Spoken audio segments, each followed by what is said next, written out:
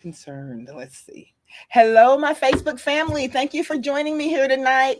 Thank you for being back by my side, Rebecca Williams. Hey, hi. How are y'all? She's a fellow teacher, fellow Houston area teacher, Yes, I am. and we have some concerns that we've got the right person here to answer for us tonight.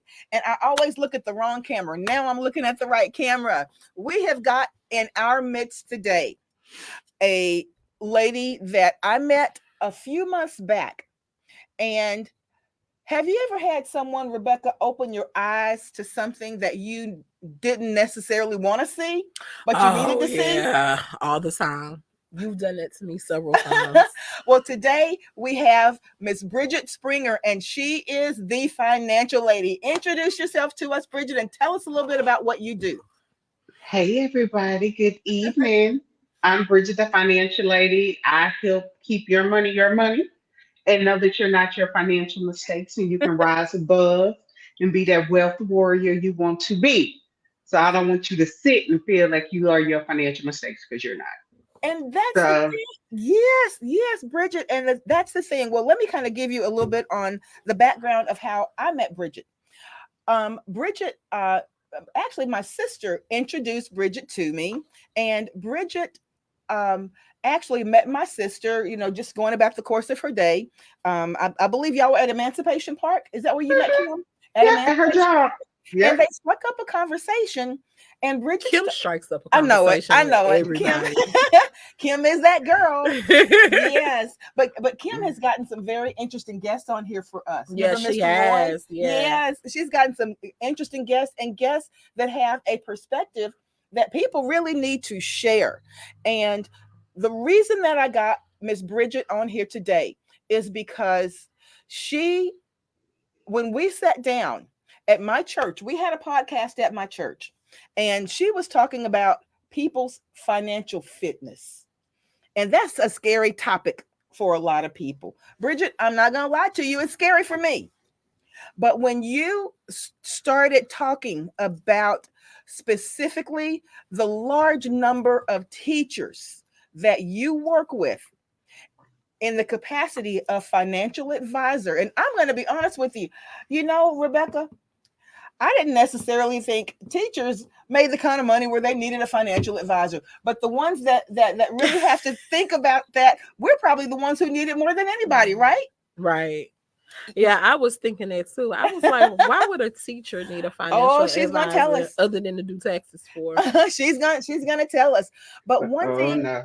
yeah, but one thing Bridget said to us, to Kim and I, Mm. as we sat there, she said, the thing that about teachers is that they don't even realize that we think that every month when they take out our TRS, that they're taking that out, they're stacking that for our retirement, and that's going to be good. That's what we need. But Bridget, what did you tell me about the reality of how much of our just living expenses that TRS contribution is actually going to cover? So probably after taxes, about 30%. I could not believe it. And Bridget said, "Yes, that's absolutely right. About 30% is what that is going to cover." And I absolutely was floored when I saw that, because I'm a teacher.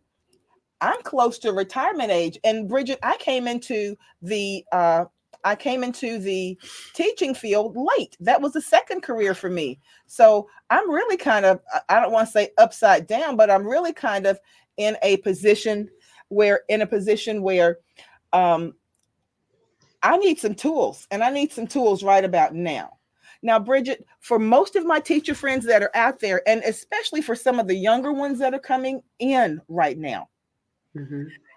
where do we even start to be able to supplement our income so that we're not trying to go, and nothing wrong with it, but go work in Walmart as a greeter when it's time for us to retire? So it's different areas you can start. Some of you may have heard of 403B or 457. Yeah, I You have may heard. have heard of a IUL. those are some of your avenues as far as, and know this, where you can start putting your monies, because there is a gap. The minute you become a teacher, you no longer contribute to Social Security. Okay. That stops the minute you Right. become a teacher, Right. right? So there's a gap. You are responsible for the gap. TRS, yes, they're putting monies away. It's in a pension. Yes, that's great. You haven't paid taxes on this money, but that's only about maybe 30 to 40%. And I You also are responsible. I have a Roth RA too. Okay. So that's after tax money. But you also got to look at how much money do you need when you retire? Yeah. Yeah. Most people are not factoring in inflation. You need to Okay. factor in at least 3 to 5%. The cost of, as we know, the cost of gas today, 5 years ago, was two different worlds. The cost of milk, eggs, everything goes up. Yes. If we just look at housing, like if you rent, Right. it used to be able, you can go get an apartment, $1,200. This Or same less. apartment or When I was less. when I was renting, Bridget, it was less than that. But today, this same apartment now Yes. is $3,000. Wow. So you have to factor that in. But it's a gap when you walk in. Most of the time, we're not understanding that. That when you walk in, and this is pre-tax, you hadn't paid money on any of this money. Now, So when it's, mhm, is this standard for teachers all over the state of Texas, or are different school districts different? if you're a teacher in Texas, meaning K through 12. Okay. Now, if you work at a university as a professor, it looks a little different. But Okay. if you're K through 12, no, it is the same for every teacher. It does not matter. You're not contributing to Social Security anymore. You need to get a 403B, you need to get a 457, or you need to get an IRA. You need to have another vehicle that you're putting your money in. Exactly. Okay. So if you want 100% of your income, Yes. you need to have another vehicle to put this in. If you don't, and you're just relying on TRF, you will be short. And you'll have to really, really adjust how you live in order to live that way. And that's not going to, and your contribution that you'll be pulling out is not going to factor in a cost of living increase. It is what it is, correct? Yes, it is what it is. You're Now not. Mhm. we Go just ahead. voted. We just voted on Prop 9. Right. Okay, for Okay. retired teachers. Hmm. So Prop 9 is Yeah. Explain it to everybody. so if I can Prop 9 is basically where it's adding more money into the retirement for teachers. So and I think they cap it off at like $9,000 if I'm not mistaken. Okay. So uh so that has boosted a little bit of money Okay. for retired teachers in Texas, but the law just passed this November. Right. So So that'll help somebody probably just getting in, right? But yeah, if you've been there 15, 20 years, yeah, that'll help you a little. But if you haven't, one thing people feel like, oh, why do I need a financial advisor? Period. If you're looking to retire, you need to make sure when you retire, can I still have the amount of money that I'm making today? You need more because of inflation. How Right. right. does that look? Everybody needs that. That doesn't mean you have to make 300, $200,000, $100,000. Everybody needs that level of education and guidance because Okay. we all will retire one day. Right. And so, what does that look like? Can I still be able to afford the lifestyle I have today? As you Okay. get older, you got to factor in other things as well. Like what? Like what, Bridget? So as you get older, right? Are we going to have some health challenges? Are we Okay. going to be okay? We under Medicare. So if we got to go with Medicare, Medicare only covers 80%. You're Right. responsible for 20. Okay.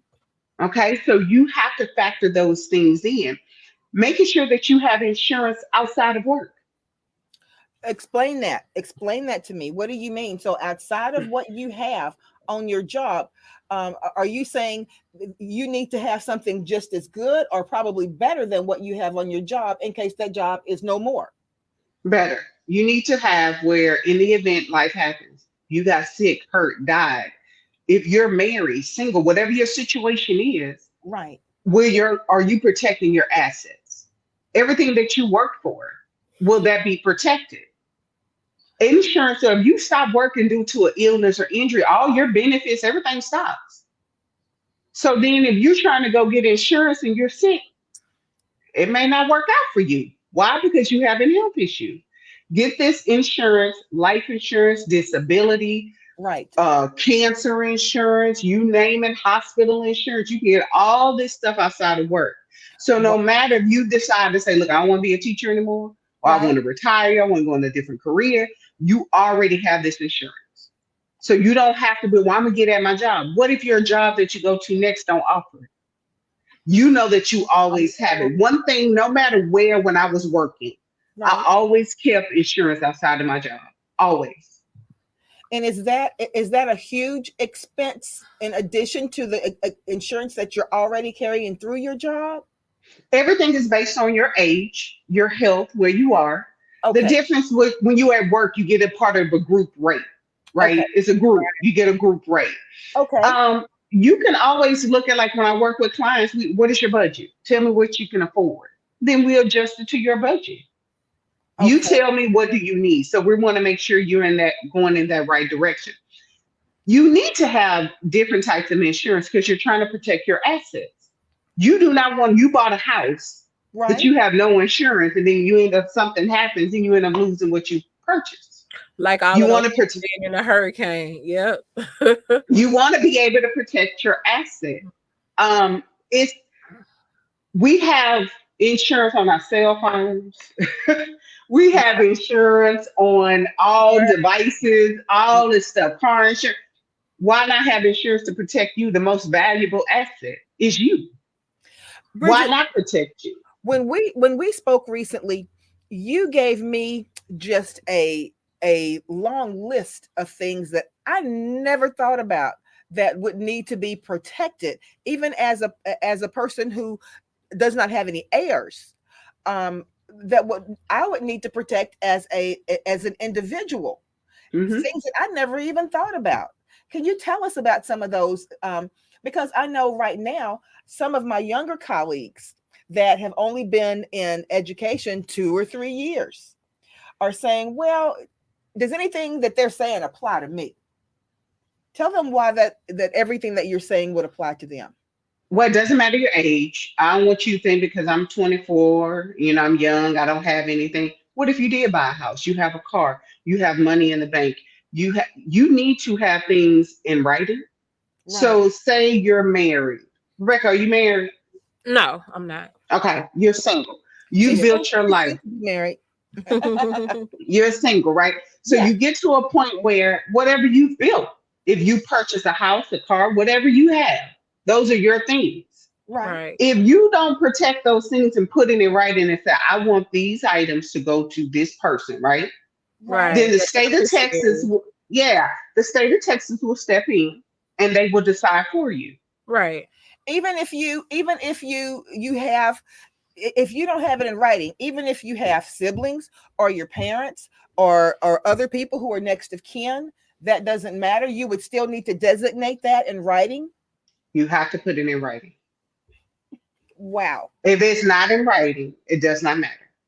If you can tell all day Mhm. long, I want my daughter to have, I want my cousin, it does not matter. If you physically did not put things in writing, the state of Texas will step in and they will decide what happens to your estate. And Good. then years later and money later, all this time goes by, money later, Right. and they will dissolve it how they see fit. Wow. Wow. Okay. One thing that you were telling me about too recently is this. We talked about this in terms of, let's say you're a teacher who is my age. Rebecca is a much younger teacher. You're a teacher who's my age, who I can say that I know that I don't want to be in the classroom until I'm 75 years old. I don't, and I won't. Okay.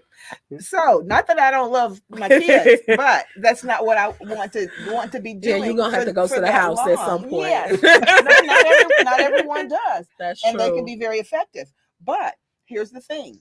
That's just not my desire. Right. But what you were telling me is that And I have a friend who is a teacher who is in the classroom right now, who came out of retirement to go back into teaching, because she loved it. She loved what she was doing.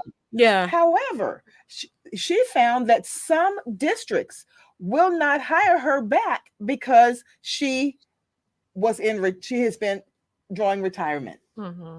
Hmm.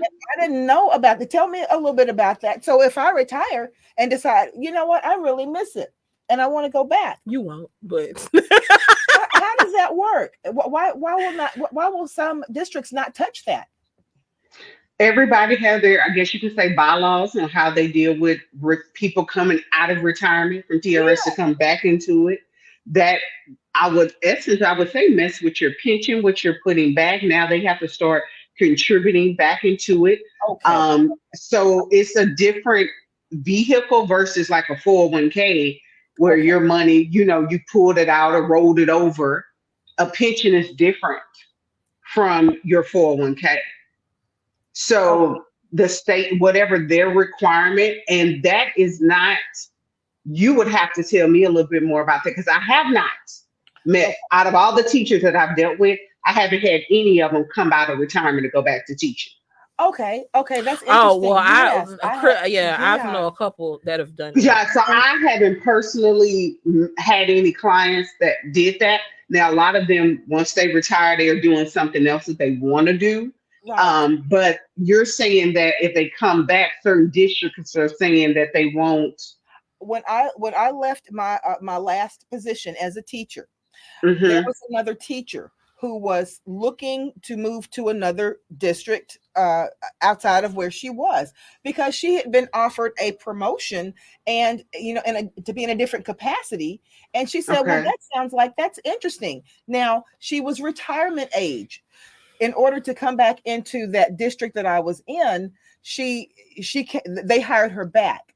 But when she looked, and she'd been hired at this other position, she was being shown around the school and everything. She had been hired. But when they found out that she was going to be coming out of retirement, that she was in retirement and coming back into the classroom, they had to withdraw the offer. And I was wondering about that. And she said, Crystal, some places do not hire teachers who are in retirement, who have gone into retirement. They just won't. And that's interesting. Is that something you can speak to, or would that be on a case by case basis? I would say that's on a case by case basis. That would be on a I case would by think case it's basis. And if just I where know, some of these districts are now, they'll hire anybody back. yeah, Yeah. that's on a case by case basis. I personally haven't had that situation. I'm dealing with them before they leave, or they're getting ready to leave, or I'm out and I need to make more money because I feel like I need to go work at Walmart because Right. now my income today is Exactly. not enough because they didn't plan for inflation. I would say that is the biggest thing that most people, even not even teachers, but they're not factoring in inflation. And Okay. you have to factor in that the cost of living, just as you get a cost of living increase, Right. it's a reason for it because things cost more. A Exactly. $100 bill in your pocket right now is really only worth about $45. It's not worth 100. It's Right. only really worth $45. Bridget, that's depressing. That's Do depressing. you think we're Well, gonna come out of inflation soon? Or you think inflation is here to stay? It goes Because yeah, it's here to in one stay. direction. I mean, because the economy does ebb and flow. We know Right. that. It That's will. true. It will. It So ebbs and flows depending on what's going on in the world. Right. Believe yeah. it or not, what goes over in other countries, other And that's what I've been resources that telling people affects us. forever. Now, It's if you not go to just other, an American problem. It's a yeah, worldwide it's a problem. world problem. But if you go to other countries, they don't even deal. I'm gonna give you case in point, Japan. Okay. They have more debt than we do, definitely, but they don't have inflation issues. Every country is different. Right. Every country is different. I will share this with you, and I told Crystal this last night. I said you need to have multiple sources of income. You that have to have multiple sources of income. that The scares Oh, people. especially But if you. And Bridget, you're absolutely right. And you know, Rebecca agrees. We definitely agree with that. But here's the thing: if you're in that place where you're sitting in the classroom right now, and you know that you don't have time to go and grab a cup of coffee, and after school, many times your hours are also uh, uh, allocated for you because you've got things to do after school. How does a person, let's say a person who is 50 years old, they've been in the classroom 20 years, but they're not getting ready to leave yet. They've got about 15 years until retirement. Where do they start? That's a case by case basis. You can't generalize that. I Okay. have to look at the individual. Some people have side hustles, whatever your gift, your talent, maybe you're tutoring. Is there a lot of debt that we're dealing with? Are we dealing with no debt? Let me Are we clarify dealing with, that scenario. yeah, Let me clarify that scenario. Okay. That's a younger person than me, but let's just say this. If that were me 10 years ago, that is the only job that I have in the classroom. okay, okay. I don't have any other debt because I'm not paying a car note. I am only paying my house note, and I don't have any credit card debt. But based on what we've just spoken about, I know that my income and my retirement, that's what's being allocated for my retirement, is only going to be approximately 30% of what I need at 50 years old. With just those variables right there, what is going to be one of the things that I can do? And when you say, this is the scary part, when you say multiple streams of income, you don't mean someone to jump out there and automatically try to start doing 4 or 5 or 6 different things at a time. That's not what you're No, saying. You're no. saying you start from where you are. So from that perspective, what would that person in that situation, what could they do at that time? You spoke of a couple of things. Tell me about those. Well, so it's, if you're looking at a person that's 50, so you're saying this person has no money saved just with just TRS? Well, this person, let's say this person has maybe about only 30 or $40,000 saved in a 403b Okay. and their TRS. Okay. So we need to find out how much money do you need if you're looking to retire. So if you're saying, look, I In want to 15 retire years. in 15 years, 65, how Mhm. much money do I need to be putting back now to get me to that number? I want to have an income of $5,000 a month. Right. That's my income. So then we're going to work at where you are and Yes. find out what is the deficit and then work from there. What vehicle do we need to put you in, or vehicles to say, if you start putting back X amount of dollars a month on compound interest between 5 to 7%, will that get you where you need to be? That's Okay. what we have to look at. Right. It is not a cookie cutter I understand what approach. you're saying because It's not. everybody is It's different. not a Everybody's situation is different. everybody's situation is different. This is not a cookie cutter where if you just do this plugging in is no. Because what may work for Crystal will not work for Rebecca, because y'all are two different people, Right. two different walks, Two different what's going ages. That's two right. different ages. I don't know as far as savings, debt, credit, like where are we at to Right. really, so what is designed to do is create a tailored plan that works for you. And What that's if where you you step have in. one spouse? Yeah. What if you have a spouse that's overfunded their retirement because you wasn't putting enough money back? So how do we leverage that? Okay. So it's not a cookie cutter approach. What I want people to understand when you're doing financial planning, it's some things you need to look at. You need to look at your spending, your credit. You also need to look at what are you doing in your life today? What does that look like? Insurance. It's not just one way of looking at things. When I say have multiple streams of income, if your one income is not providing what you need, Right. then you may need to look at other ways. How can I generate other sources of income? Because the other source can be your retirement plan.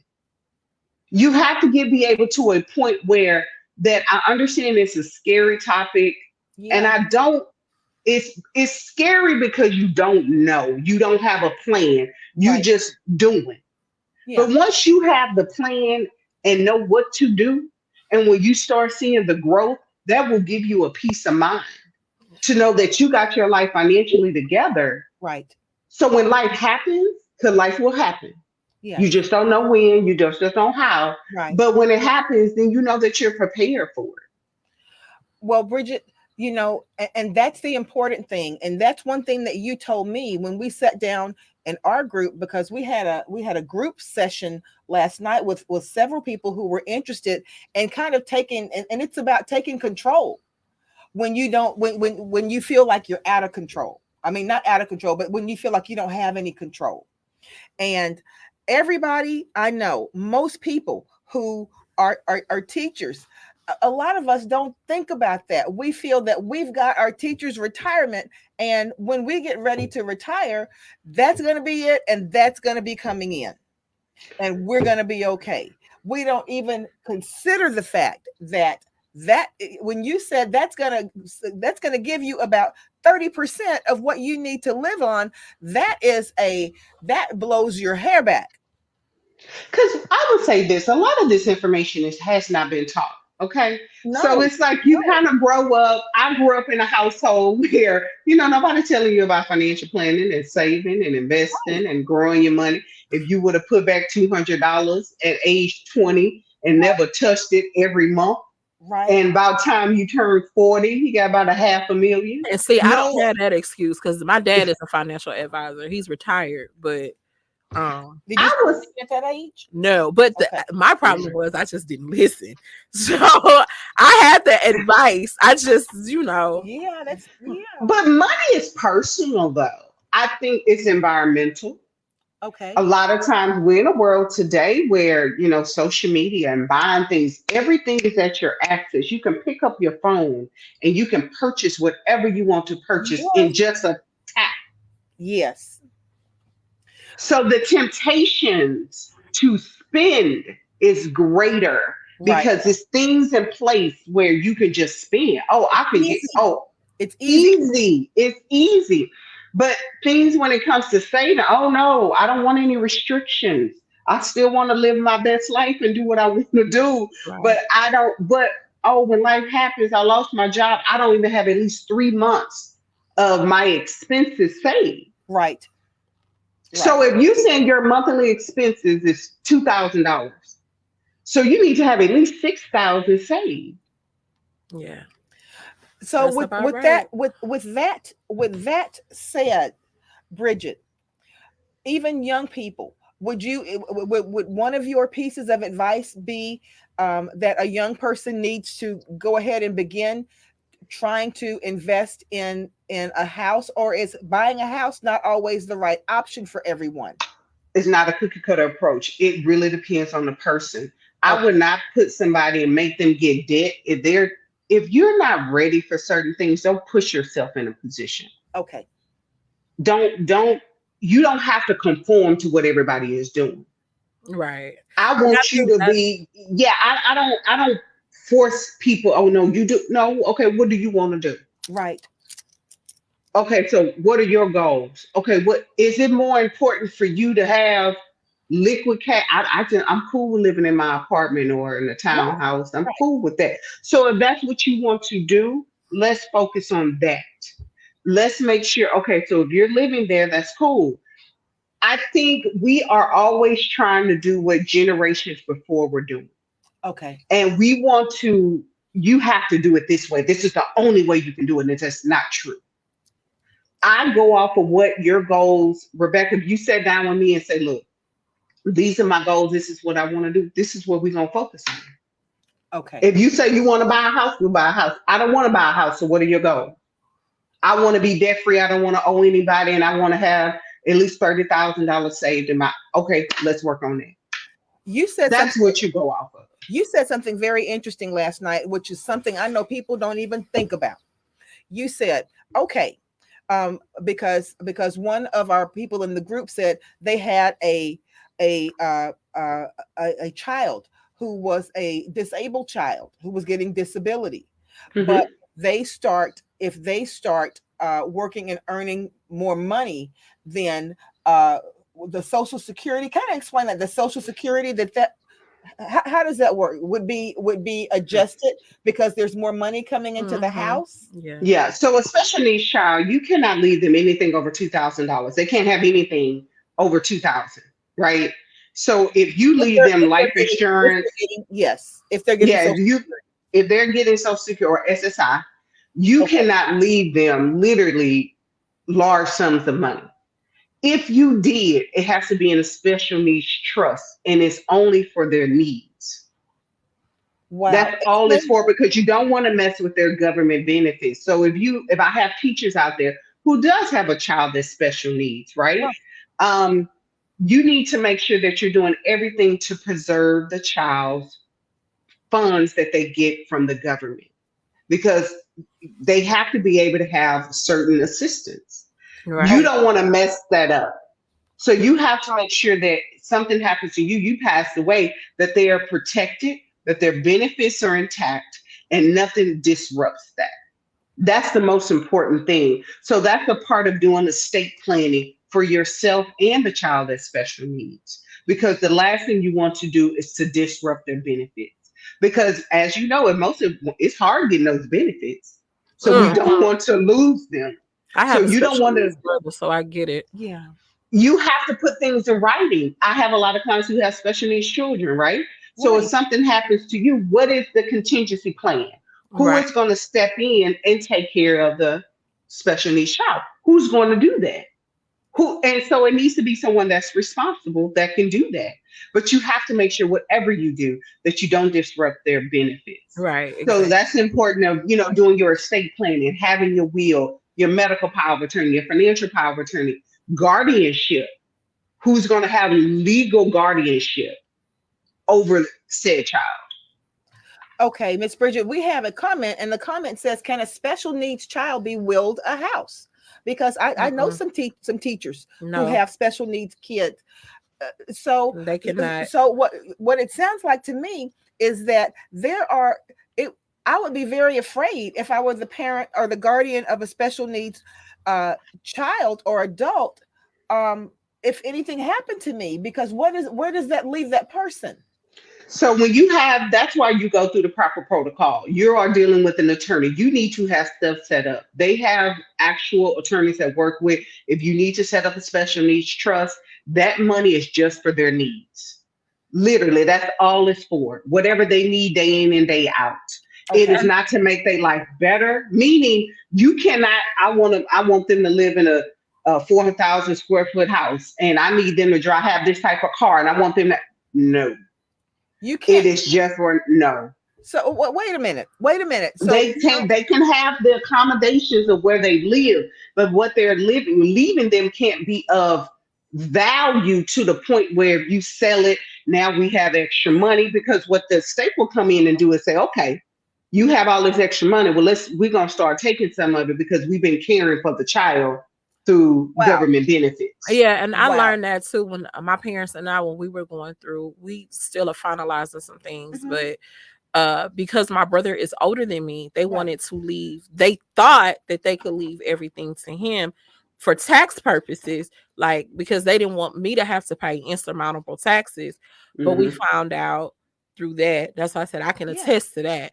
We found out that they would have to leave everything to me. It's just the two of Yep. us. So they would have to leave everything to me Wow. because all of his benefits and everything is in place. His Plus, SSI, yep. all that stuff For the rest of his life. for the rest of For his the life. rest of his life. Right.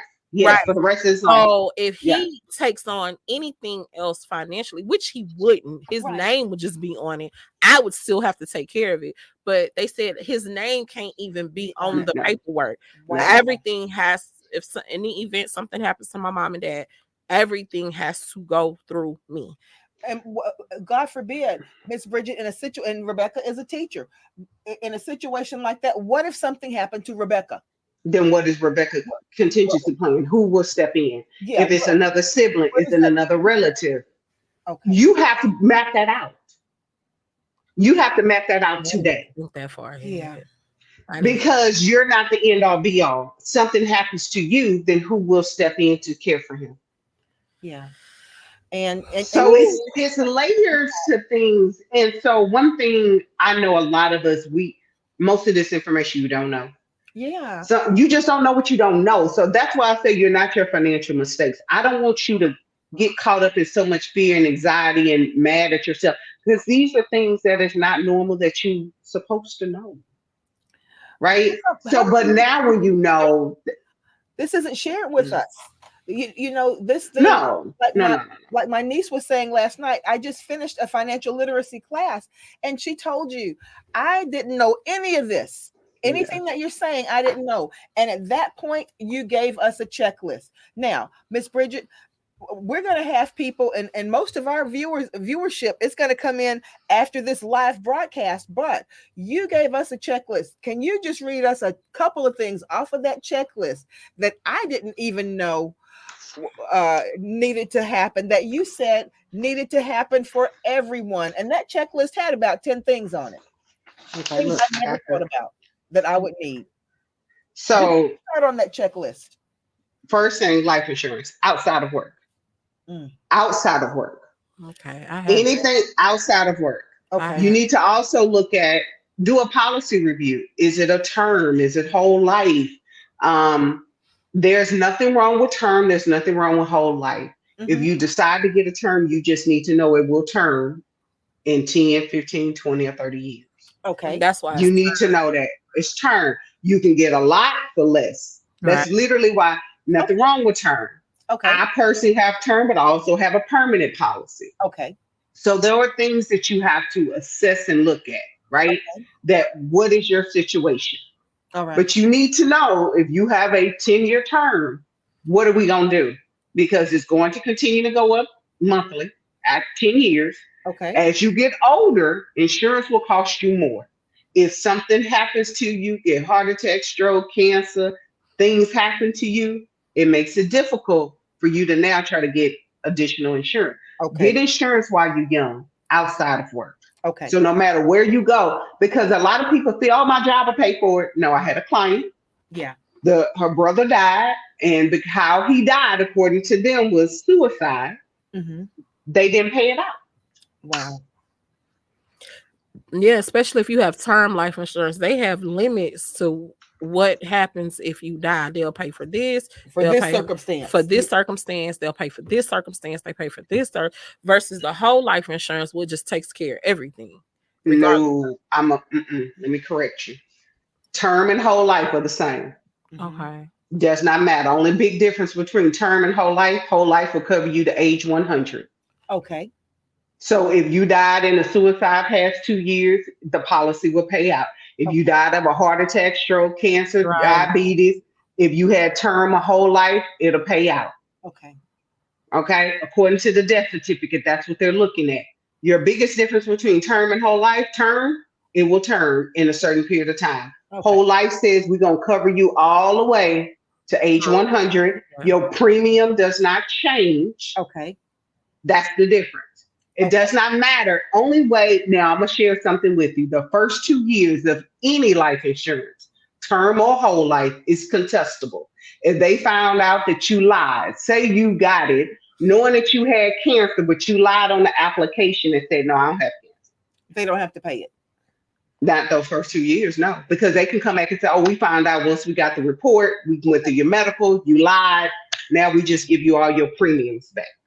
Got you. What if they didn't know they had cancer during that time? Is that Well, that's the difference. That's how it will show up. It uh, will show up once they do all the medical. That's why it takes time, because they're going into back into your medical history Got to you. see.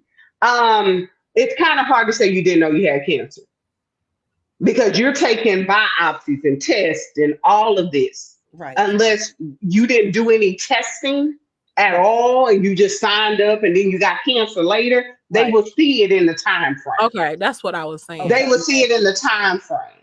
But Okay. that's why I want people to understand when Right. you get to life insurance, that don't think it's things that cannot make them pay.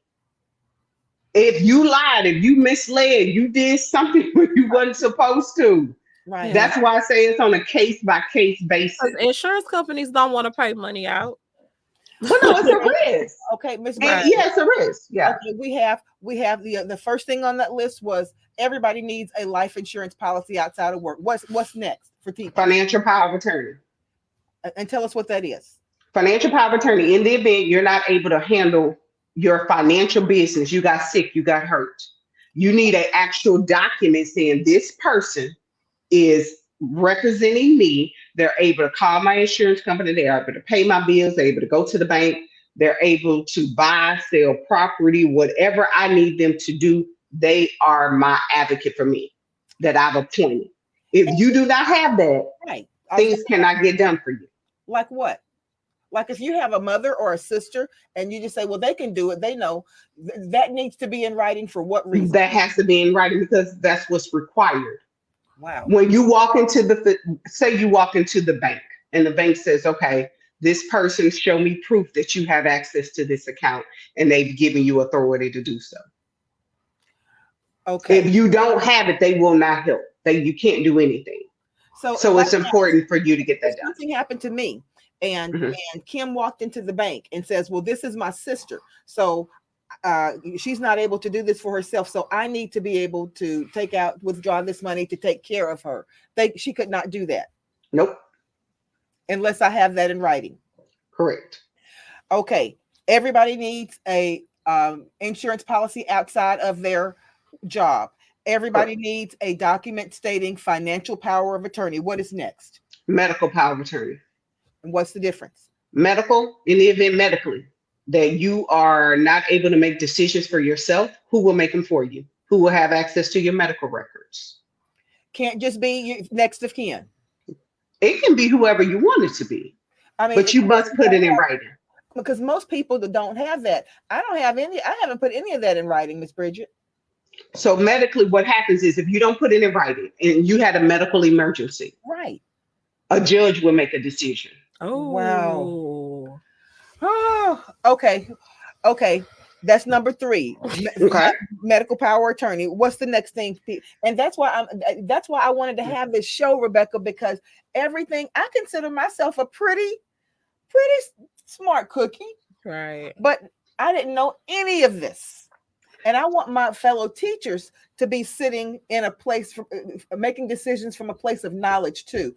What's the next thing, Miss Bridget? And see, sign on a bank account. Down with Miss Bridget. Say that again. Signer on a bank account. That's different from financial power of attorney. Yep, because banks have their own set of rules. Okay. So you need to do their paperwork. I have it. Okay. You need to do their paperwork. So if you have an aging parent, you have a business, you need to make sure there is a beneficiary and a sign on a bank account because that money will sit in the bank if you don't have a beneficiary listed. Wow. And that's on all bank accounts, not just one, all. Somebody reached out to me. It was a referral. His wife had just died. Right. And she opened up a bank account. Right. Did not list him as beneficiary. She died unexpectedly. Right. Now it's about $12,000 sitting in the bank. He has to get an attorney. He has to go through all this red tape, even though that's his wife. Right. Doesn't matter. She opened up the account and did not put him on it. Yeah. Wow. Just probably not trying to be facetious. She just no, it was nothing to be facetious, nothing like that. But now he's in a situation. She passed away. He had a stroke, ended up in a facility. Now he's in a position where he's about to lose his home and his money sitting in an account that he has no access to. Oh wow. So I think they have children? No. Oh wow. Oh my gosh. So it doesn't matter. Like, even if she put the kids' name, she didn't put anybody's name. Mm. Okay. So I think the biggest thing I told Kim last night, everybody feel like we got all the time in the world and you don't. You must have things in writing. Do you know how long it's going to take for him to get an attorney? Now he has to pay money to get an attorney. That's right. Just to get the money. And she could have just had a document in place. And all she did when you open the bank account, it asks you, who do you want as beneficiary?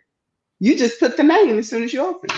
Miss Bridget, how important is it? You've given us four different things that I knew Hmm. nothing about.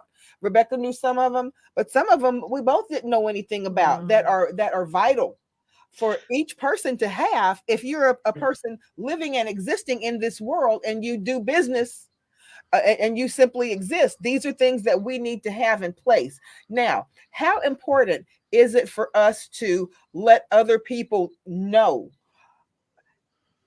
what we are doing if we are we got to tell somebody that these things are in place, right? So Correct. who you know that you can trust to do these kind to do this? Well, that's your circle of friends. Is that your immediate family? Everybody's situation is different. I have clients who none of their children are over their stuff. It may be a close friend. It may be the neighbor. It depends. It may be their financial planner. Right. It really just depends on the person and their situation. Everybody doesn't have this kumbaya wonderful family that they can rely on. It's fine.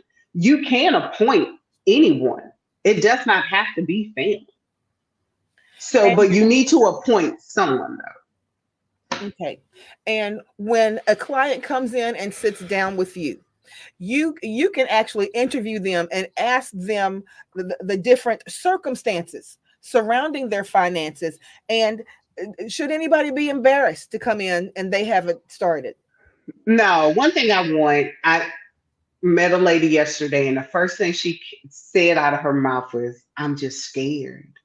Yeah, And that is part of the common emotion yes. word that I get, especially with women. This is a scary process, Miss It's Bridget. scary. She said, "I'm so scared. I'm nervous. Right. I a lot of time people think I can't afford a Yes. financial planner. I get that all the time. Right. But it's it's emotional because really we have to be vulnerable. You have to be able to say, look, I know I haven't been spending my money like I should, but I don't want nobody to judge me. So a lot of Yeah, that's times what it that's is. what it is. You don't want anyone to judge you. Right. I'm not here to judge you. I want you in a position of power over your money and authority over your life Right. because that's going to give you the confidence that you need and the peace of mind. Right. So I have to a lot of times break down the barrier from the fear, the anxiety, some of them straight panic, because it's like, I don't want to tell all these mistakes I made, and what is she gonna think about me? Yeah, because you've got to basically get financially naked with that person and be honest about where your money is. And if you're 50 years old and you haven't made any kind of plans outside of what is laid down to you that first 15 minutes that you signed your paperwork for your job 20 years ago, you're probably not in a great situation and you don't even know you're not in a great situation. So that's why I wanted people to be able to hear some of the things, because everything that you said here, and when we talked yesterday, I said everything that you're saying, Miss Bridget, you need to say that, because there's not one thing that you said here that doesn't apply to everyone that is a teacher in any school district. It applies. Now some people have their things in order more than others, but everything you said, when you named that list and you only went through four things, I know that there were 10 things on that list at least. And And see, you brought something to my attention. I just always assumed if something happened to my parents, I right, was going to take full responsibility. I still am what if going to something take happens to you? full responsibility for my brother. It never occurred to me. Yes, What Something if something might happen. happens to you? that's right. Right. Yeah. Right. That thought never crossed my And mind. that's a discussion that now And that's a discussion I have. So, like when I'm talking to you, I'm all in your business. Why? Because I need to know if you have a brother that's special needs or a sister that's special needs, and you have two parents who are still alive. Okay, yes, so what does that look like? That's going to pass down because you're the responsible one in the family. right, So, how does that look? right, What does that look like for you? So, financial, because I know that's going to become a financial responsibility for that's you. right, Right. that's a given. Yeah, That's a given. And so I factor all of that in financial planning. I don't just say, oh, we just talking about you. No, I got to say, okay, look, do you care for your parents? Do you care for a brother? Like, so what happens with life? If you had to care for a niece or a nephew or something like that, that affects you. Do we need to, okay, so let's talk to them. What do they have in place? Do they have their stuff together? Because that's going to affect you financially. So we have to, you can't just discuss one thing. We have to discuss it all because I know that it's a trickle down effect. It's going to come towards you at the end of the day. And Wow. so it's just much more than, and I know it's scary. I know it's being vulnerable. I'm gonna be vulnerable with you. I'm gonna share my things and what I've went through. So then you won't make the same mistakes. Or because I had stuff in place, and when life happened, I was able to be a support. And I didn't have to worry about money and insurance and a wheel and all that stuff was done. That gives you a peace of mind. You will thank your future later for doing it today. The most thing is that when people don't know, they won't move. Right. And they won't. And it's really getting, I deal with a lot of getting the breaking down the barriers and the insecurities and the fears and the anxiety behind it. Because it's really, they feel like you're in sheer judgment of them. And I'm like, I'm not here to judge you. But just to get past that, and that's if you don't hear anything I hear to say today. I know we say a lot, Yeah. but get the help that you need, While really, you have because it time. helps Yeah. when you have time. Because the worst thing is that you're going to leave this financial nightmare Someone else. to someone else. And it gets to the point if you worked and built all of this, I would not want you to lose it or allow the state of Texas to figure out what they want to do with it. Yeah. And now, because that's how you mess up your generational wealth, Right. where you could Yeah. have had a home, you bought it at 50,000. Now the home is worth a half a million. Right. Right. And because we did not have a simple paper, just one piece of paper. Right. That only took 2 minutes to sign. Yeah. Miss But it's really the fear of it all, though. It really is. Miss Bridget, we only have. You see how fast that hour I went? know. You I said normally that. I'm keeping know. up with the I time, and know, I just and did I not. know, I know. Rebecca and I are just like this at the edge of the table, going like this. Okay, let me. I want you to pinpoint one other thing before we go ahead and get all of your information, and you give all Okay. of your information for contact. But tell us, and I didn't know this either. Tell us why it's extremely important for everyone to have a will as well as a trust, even if you're single. Your will is saying, these are my wishes. Okay. This is what I want. And I am making the decision, not the Okay. state of Texas. Literally, the will is you That's the saying these are will. your wishes, right? Okay. Trust is the lockbox because It's a will can be contested, but a trust is the lockbox because the trust is set up for said person. It's only set up for who you want it to go to. And nobody can come in and say, no, they're not supposed to have that trust. No, they are supposed to because I set it up just for them. These things don't activate until you pass away. okay. Why both? Why are both necessary? Everybody's situation is different. I'm gonna say this: I have some people where they have an estate where they don't need a trust. Everybody doesn't need it because it depends on. So it's not a cookie cutter. Okay. It's not cookie cutter. So it's knowing the difference and do you need it or not. That's what we need to find out. Everyone needs a will. But do everybody need a trust? Everybody may not need a trust. If you telling me I live in a retirement home, I don't own anything, I don't have any stocks, it's just me, I get my social security, that's all I get, it's no need for a trust. Okay. You understand what I'm Yeah. saying? Yeah. But if you're telling me, look, I'm a single mother or I'm married, I have children, and all my kids are under the age of 10 years old, Right. you pass away, what happens? If I leave them all this money, can we say, okay, they'll get money at 25 and 30 and 40? Mhm. You need to set up then a trust. You need to set up a trust. What if you're a small? What about a small business owner? Because I know a lot of teachers now that are starting their small businesses.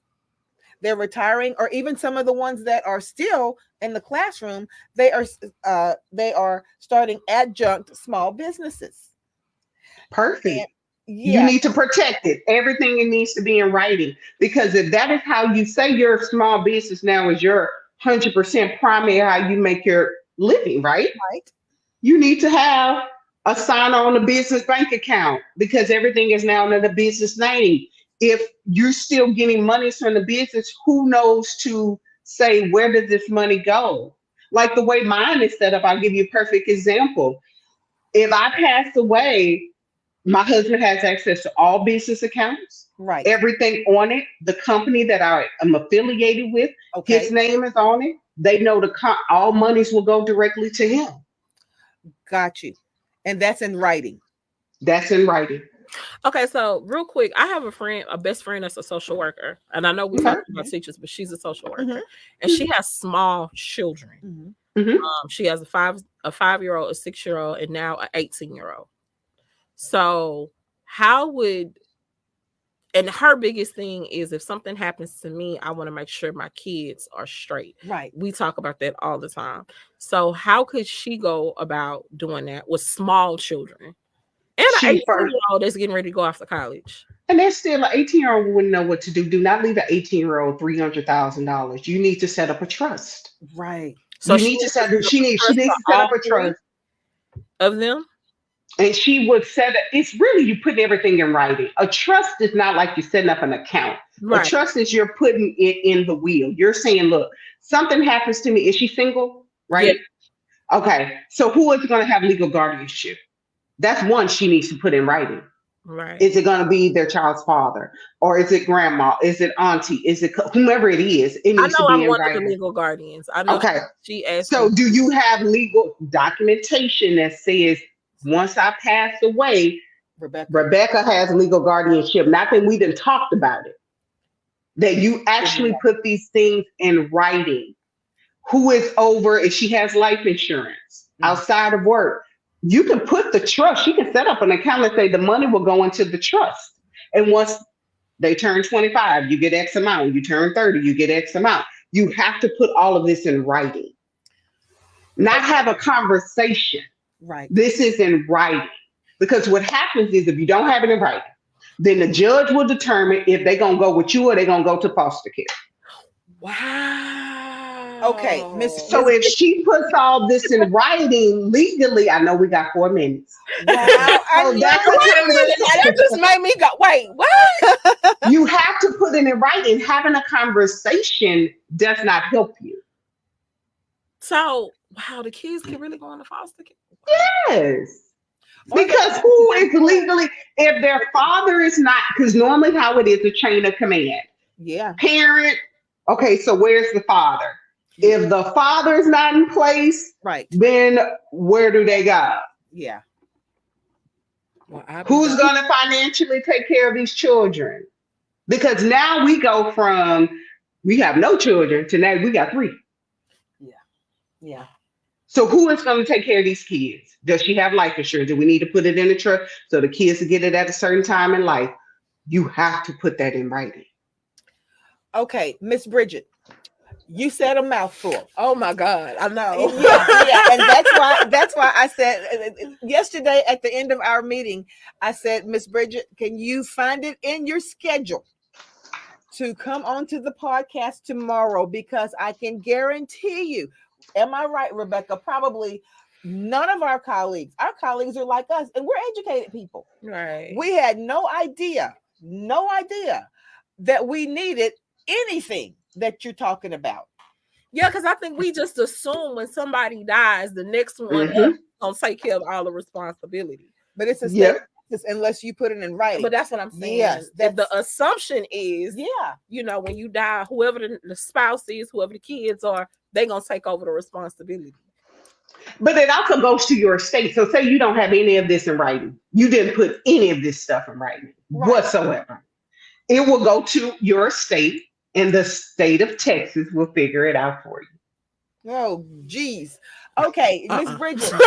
I don't trust them to figure out. So that's what happens. Everybody has a situation. Everybody has Literally, if you don't have a will, you don't put this stuff in writing, the state of Texas will step in and do what they do best. And that's why I like your checklist. So when we sit down with you for an appointment, now let me Hmm. ask you this, without divulging any type of fees or monetary amounts. Most teachers who are working as a teacher in our area, in the Houston area, they can afford to sit down with a financial planner. You can work within the budget of a teacher. Yes. Okay, how would we get in? What do we need to do to get in contact with you to get started? And how long does the process take? So I normally do a consultation, 30 minutes. That's no cost to you. I need to get to know who you are, what's your situation, what is going on. That can be Then I done can talk virtually. about that can be done virtually. That Okay. is at no cost. What Yeah. I can do is put, and I'm not for sure, I'm putting things in the chat. So tell me, does or do I need to send that over? Okay. If you put it in the chat, it's going to show up. And also, if you have it, put that barcode, not that barcode, but the QR code in that chat for your as well as your telephone number, because people can just scan it in that chat. So I put in my digital business card. Okay. So hopefully when you click on it, you should be able, that's my actual digital business card. Okay. If And it so if it see, shows up. tell me if it shows. I don't see it showing up yet. The last comment I saw was Kim's at 7:31. So when I put it in the chat, what do you see? It says private chat and comments. So I don't know. Okay. Well, you know what? If not, I will make sure that it gets in there, Bridget. But why Hmm. don't you tell us? Tell us how, if someone wanted to, we'll make sure all of the things that you're placing get in there if I have to do it myself. But can you verbally tell us if someone wanted to go ahead and schedule a time to have that conversation with you? Because right now, all of us are still out on break. They can go to my website to thefinanciallady.com. Thefinanciallady.com. Okay. Literally the Oh, that's financial her lady. name. Literally, I thought that's something you came up with. No, that's her. That's her. That's the name. That is the name of my business, Yes, the Oh, short, financial okay. lady. short and sweet I and to thought the that was point. something Crystal Yes, came up with. yes, Because I was like, why she put financial lady? Okay. yes. It's No, it is. really It is Don't mind the me. I'm getting financial. Look, it's the financial lady Bridget Springer LLC. Literally, that's the name of my okay. business. The financial I lady. apologize, Bridget. No, nothing to apologize for. I don't know. I put my booking link. I don't know, and I'll send it to you, Crystal. I do have a booking link. So if you want to schedule your 30-minute virtual yes, time with me, yes. you could click. You have access to my calendar. You click on the link, pick the time, date, and it automatically sets up everything. And I will see you virtually, and we can talk about whatever you need support in. What I want people to understand and take away, and I know we're a little bit over, It's okay. Go ahead. move. Yes. Don't feel like you have to have everything figured out because you're not. Okay. Okay. Yeah. You're not your financial mistakes. Okay. You, say that you're not your financial You mistakes. can Some start from things where you you just are. you can start from where you are. Yeah. Don't feel like, because what I don't want you to do is bury your head in the sand and put the sheets over your head and I'm not gonna do anything. And no, don't do that. Yes. And Have that courage to keep the promise to yourself. right. And you know what? So many times we don't do things for ourselves. To sit down. I've often said I want to sit with a financial planner, but I don't have the kind of money that a financial planner would need to. I don't need that because I don't have that kind of money. But just from the list that you just named, I Oh, need. baby. Yeah, I need to sit down with you, and you sent me my link for my consultation, and that's a promise that I'm going to make to myself that I'm going to do that. Now, let me ask you this. Uh, Mhm. well, let me say this to you, and this is the last comment that I will take in here. Kim says, life changes make finances different: divorce, marriage, birth, death. So if any of those things have happened in your life, and some of that has happened to everybody, Right. Mhm. that makes you a candidate to sit down with a financial planner. And culturally, Bridget, I know a lot of times African Americans just don't feel like they're in the place where they need to sit down with a financial planner. That's something that a lot of times people say, well, that's for someone else. And that's Yeah. not the case. Right. And if no, it's not the case. You need advice. You need guidance when it comes to your money. I deal with the horror stories. Okay. My husband just died. Nothing was in my name. The house is not in my name, and I was married for 20 years. Yeah. Then I learned that I married a man or married a woman. They were divorced 2 or 3 times before me.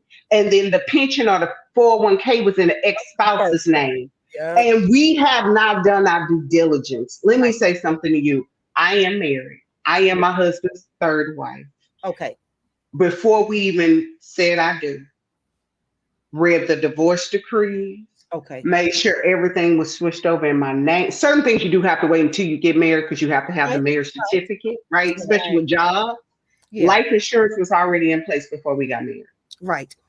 All of this stuff was done. Wills, medical power of attorney, all this stuff was done. Right. So it is, you need to know that. This is just simple. You married a person. They had a whole life before you. That's right. Right. So don't think, oh well, don't what they'll fix it. No, you can make sure it's taken care of. Okay. And you make sure it's done. So don't just bury your head in the sand and just, those are things when we are planning the wedding. Beautiful. It's not even one day, it's 30 minutes. Right. The marriage That's is right. what it's 30 minutes, but you got to make sure life, because I had a couple, young lady, 33 years old, husband died a month later after getting married. Wow. Oh my goodness. And nothing was in place. Nothing was in place Wow. And you because would we're have to too big. get it done before the wedding, right? A lot of this you can get done before the wedding. Because you need a marriage certificate. Now, like Okay. when it comes to jobs and that's, yeah, certain things you do need, but some of this stuff, if you've been living with a person for longer than 6 months, we're community property state. Mm. And with that in You mind, common law married. we gotta jump off of here because we got somebody waiting to come in for the next podcast. But Bridget Springer, I want to thank you I'll so be seeing you much. soon, And Bridget. if we Yes, need, Rebecca, I look forward to yes, it. and if we need to, if you are watching and you are a teacher here, I always look at the wrong camera. You are a teacher here in the state of Texas. If you're recently retired, a teacher, if you just started teaching, you are sitting in the same seat as a lot of us. Don't feel bad because you don't know. I didn't know any of this. But now, if I refuse to move with the knowledge that I need to be able to have these things in place, then shame on me. Mhm. So, as we say every week, Miss Bridget, I want to thank you again for sharing with us tonight, and we'll make sure that all of your information gets in that chat. But Rebecca, as we say every week, We can do it. See you later. Bye, guys. Bye bye.